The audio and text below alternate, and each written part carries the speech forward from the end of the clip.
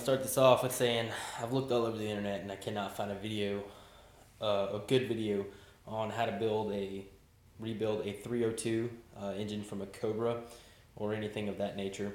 So I decided that I'm going to make one a little bit easier for people. I've already started tearing apart a lot of the vehicle, all the way down to where I'm ready to pull the block out now itself, and I'm going to start here. As you can tell here, I have taken and already removed most of the wiring on the vehicle. I was not able, let me start here with you're going to pull your, just for easier what I did, I pulled the hood off of the car, gave me a little bit more room to work with, and then I started with the intake coming off.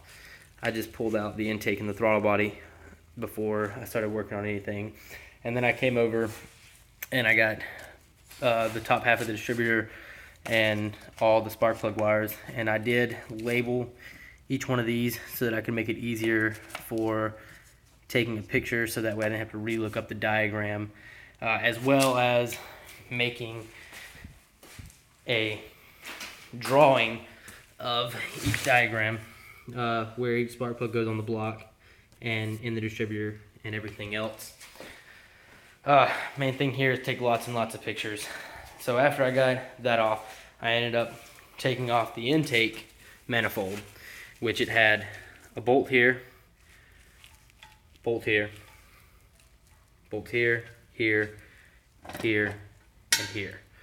You also had to take off your EGR, which was right here.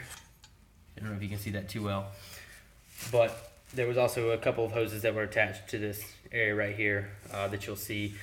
And this bolt right here was covered. That's why there's another one sitting on top of it. So you have to pull this off first. It's like a holder that sits on it to actually get to the bolt itself. And then once you end up unbolting the exhaust manifold, there's on the underside, I don't know if you can see it too well, there are some ports to where there were some hoses. Now, all that I did is I pulled those hoses off and I just kind of stuffed them back to the side for right now.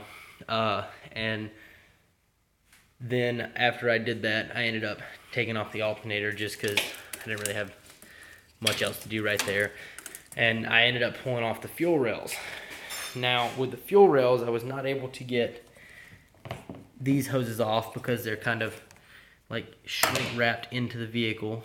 So what I did with that is I just took it and just, as you can see, they run down through here, but it sets up right on top of the block, and I just pulled it off and set it up there to the side for now, so that way I could just have it out of the way. Now the EGR, I'm gonna have to wait.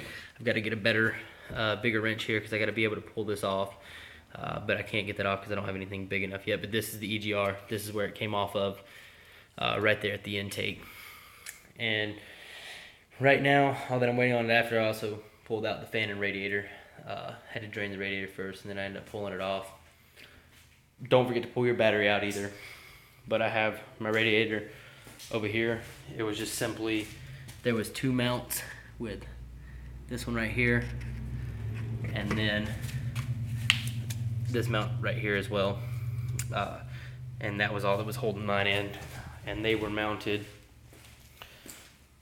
one was mounted right up in here on this, and the other one was over on the other side over here. And then had to unplug all, get all the hoses off and everything. Pulled off the serpentine belt.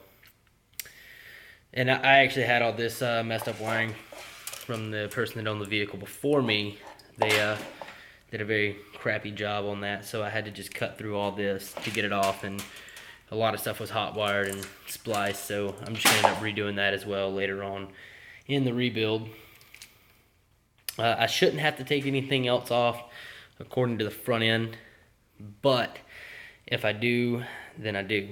What is left now is I need to take the drivetrain off and unbolt the motor mounts and the tranny mounts, so that way I can get the engine hoist in here, and after as well getting off all the AC lines and everything and get them out of the way. pulling the block out of the car and getting it on the engine stand, so that way I can start on the rest of it. Also have to undo the exhaust, so I'm probably just gonna go ahead and unbolt the headers from the exhaust itself and just pull the headers off before I end up pulling the engine, make it a little bit easier.